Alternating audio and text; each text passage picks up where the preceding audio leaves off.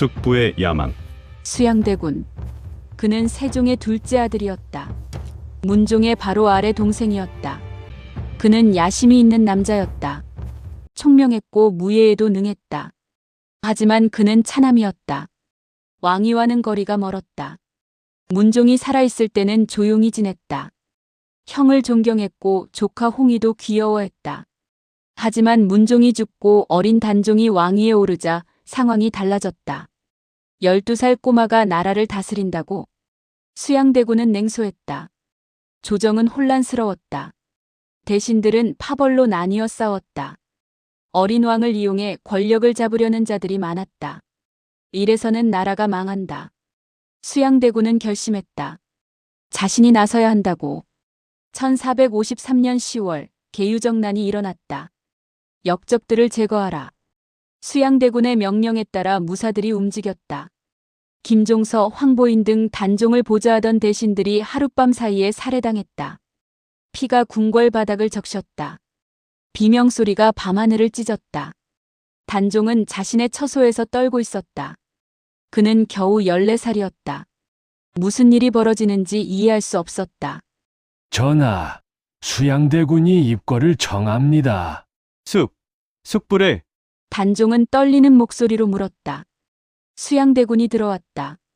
그의 옷에는 피가 묻어 있었다. 전하, 역적들을 소탕했습니다. 역적이라니. 김종서 대감이 무슨 역적이란 말이오? 전하를 위협하는 자들은 모두 역적입니다. 수양대군의 눈빛은 차갑고 단호했다. 단종은 그 눈빛을 보고 깨달았다. 숙부는 더 이상 예전의 숙부가 아니었다. 왕위 찬탈. 2년이 흘렀다. 수양대군은 조정의 모든 권력을 장악했다. 단종은 왕이었지만 허수아비에 불과했다. 1455년 윤유월. 전하, 수양대군이 단종 앞에 무릎을 꿇었다. 하지만 그의 태도에는 존경이 없었다. 저에게 왕위를 물려주시기 바랍니다. 무슨 소리여? 전하는 아직 어리십니다. 나라를 다스리기에는 역부족입니다. 제가 왕위를 이어받아 나라를 안정시키겠습니다. 나는 왕이요. 할아버지와 아버지가 물려주신 왕이요. 단종이 소리쳤다. 하지만 수양대군은 웃지 않았다. 선택은 전하께 있습니다. 왕위를 자진해서 물려주시거나 아니면 역모의 혐의로 폐위당하시거나. 협박이었다. 순수한 협박이었다. 단종은 울었다. 16살 소년이 할 수 있는 건 우는 것밖에 없었다. 알았소. 알았으니 왕위를 가져가시오. 그렇게 수양대군은 세조가 되었다. 그리고 단종은 노산군으로 강등되었다. 현덕왕후의 폐위. 왕위를 찬탈한 세조에게는 큰 문제가 있었다. 바로 정통성이었다. 그는 조카에게서 왕위를 빼앗은 찬탈자였다. 백성들과 신하들의 눈에 그는 역적이었다. 단종의 정통성을 부정해야 한다. 세조는 신하들과 회의했다. 하지만 전하, 단종은 문종의 적자입니다. 어떻게 그 정통성을 부정할 수 있겠습니까? 방법이 있다. 세조의 입가에 차가운 미소가 번졌다. 현덕왕후를 폐위시키는 것이다. 신하들이 놀라 소리쳤다. 현덕왕후는 이미 14년 전에 돌아가셨습니다. 죽은 왕후를 어떻게 폐위시킨다는 말씀입니까? 간단하다. 그녀가 후궁 출신이라는 점을 문제 삼는 것이다. 후궁이 세자빈이 되고 왕으로 추존된 것 자체가 잘못이었다고 주장하는 거다. 하지만 그것은 세종대왕께서 직접 결정하신 일입니다. 나도 안다. 하지만 단종의 정통성을 무너뜨리려면 그의 어머니의 지위를 박탈해야 한다. 어머니가 정식 왕후가 아니었다면 단종도 정식 왕세자가 아니었던 것이다. 논리는 억지였다. 하지만 세조는 개의치 않았다. 권력은 논리보다 강했다. 1456년 세조는 현덕왕후를 서인으로 강등시켰다. 죽은 지 15년이 된 여자의 왕후 지위를 박탈한 것이다. 그리고 더 충격적인 명령이 내려졌다. 소름을 파헤쳐라. 예. 현덕왕후의 무덤을 파헤치고 그 시신을 꺼내라. 그리고 물에 버려라. 신하들은 경악했다. 왕후의 무덤을 파헤친다. 그것도 죽은 지 15년이나 된 무덤을. 이것은 전례 없는 폐륜이었다. 전하, 이것은 너무 지나칩니다. 누가 감히 내 명을 거역하는가? 세조의 목소리는 차갑고 날카로웠다. 아무도 더 이상 반대하지 못했다. 파명. 그날 밤 관리들은 소름으로 향했다. 그들의 손에는 삽과 곡괭이가 들려 있었다. 정말 이래야 합니까? 젊은 관리가 떨리는 목소리로 물었다. 나이든 관리가 한숨을 쉬었다. 명을 따라야 한다. 우리가 어찌하겠느냐. 무덤을 파는 일이 시작되었다. 땅을 파고 돌을 치우고 관을 꺼내는 일. 그것은 끔찍한 작업이었다. 드디어 관이 드러났다. 14년이 지났지만 관은 아직 형태를 유지하고 있었다. 열어라. 관 뚜껑이 열렸다. 그 안에는 백골만 남은 여자의 시신이 있었다. 한때 세자빈이었고 왕후로 추존되었던 여자. 한때 사랑받았고 아들을 낳았던 여자. 이제는 그저 뼈만 남은 존재. 관을 싣고 한강으로 가자. 남자들은 관을 수레에 실었다. 그리고 한강으로 향했다. 한강 어귀에 도착했을 때는 자정이 넘은 시각이었다. 달도 없는 어두운 밤이었다. 이곳에서 버려라.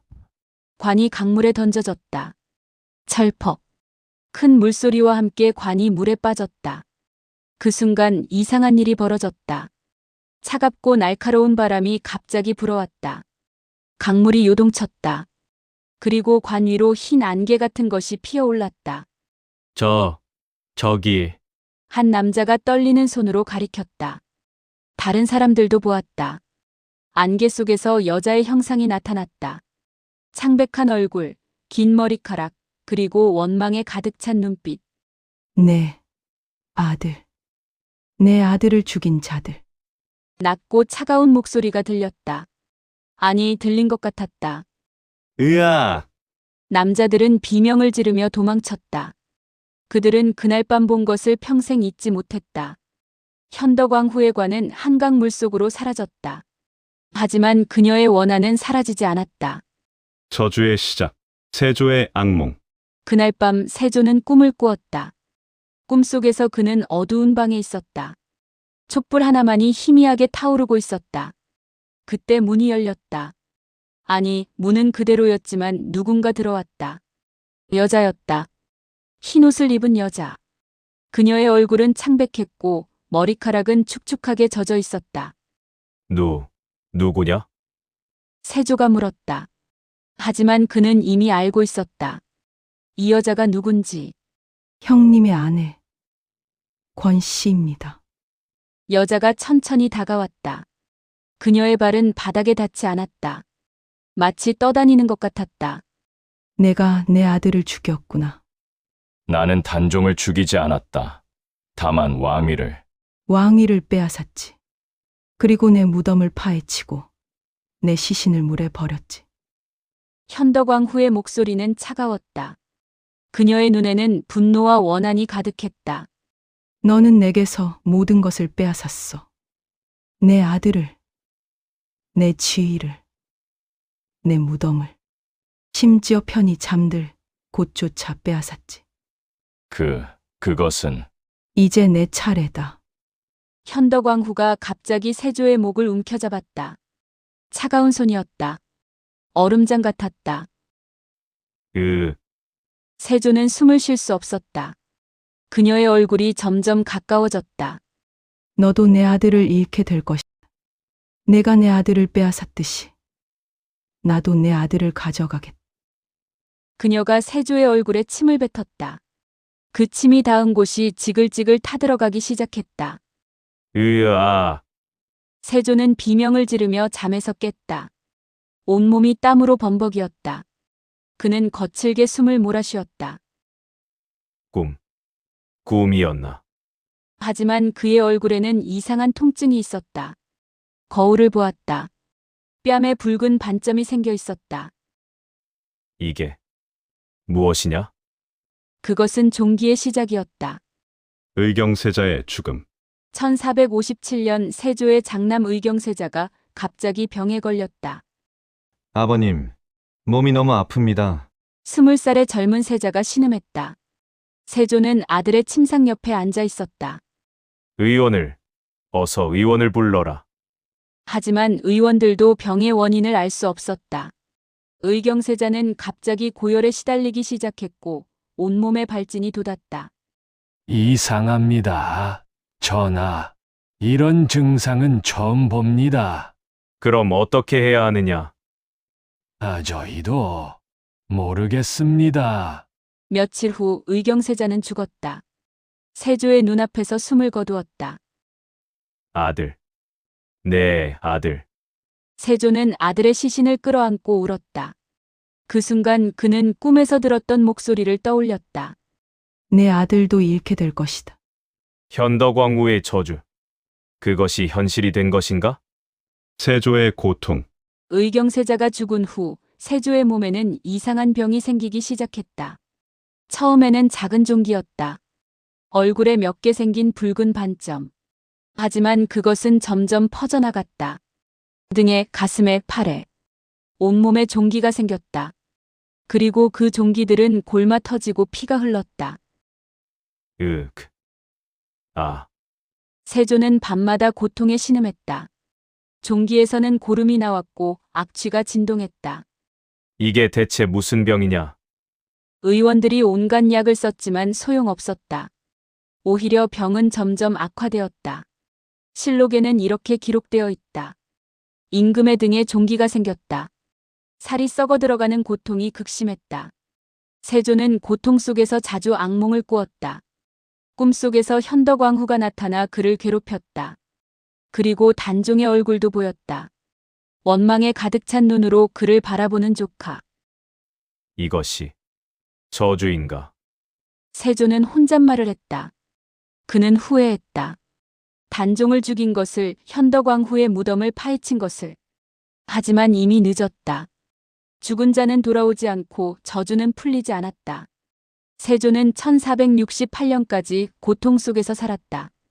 그리고 마침내 52세의 나이로 승하했다. 그의 죽음은 고통스러웠다고 한다. 명예 회복. 오랜 세월이 흘렀다.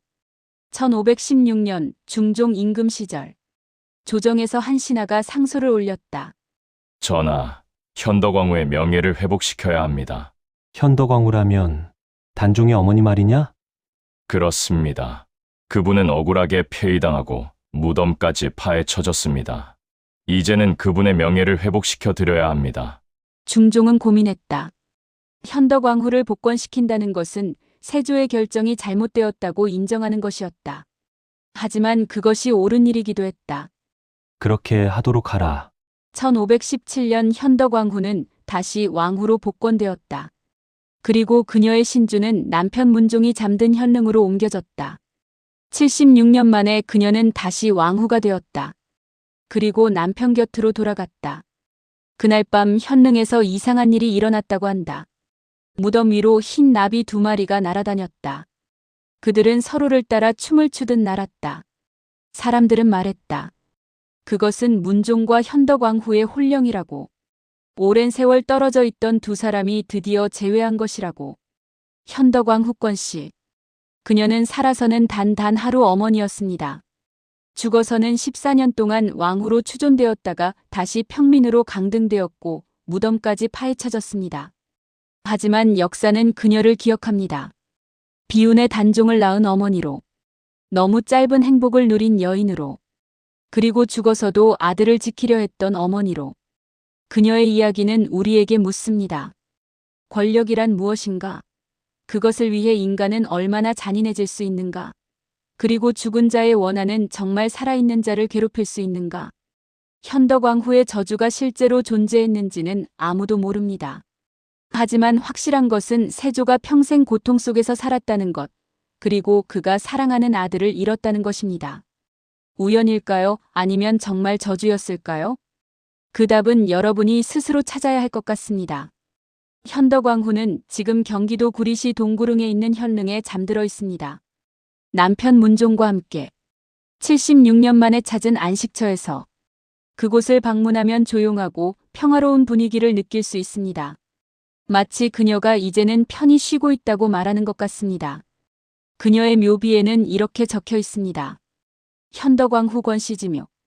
짧은 문구지만 그 안에는 긴 세월의 아픔과 슬픔이 담겨 있습니다. 이것으로 현덕왕후의 이야기를 마칩니다. 여러분은 이 이야기를 듣고 무엇을 느끼셨나요? 권력의 무서움인가요? 아니면 어머니의 사랑인가요? 혹은 역사의 잔인함인가요? 댓글로 여러분의 생각을 들려주세요.